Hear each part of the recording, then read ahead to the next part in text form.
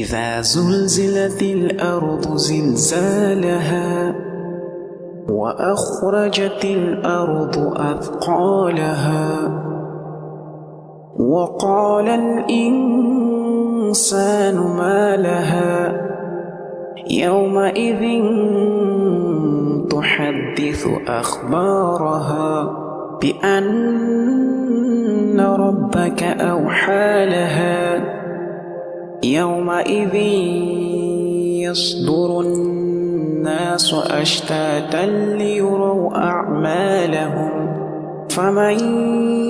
يعمل مثقال ذرة خيرا يره ومن يعمل مثقال ذرة شرا يره.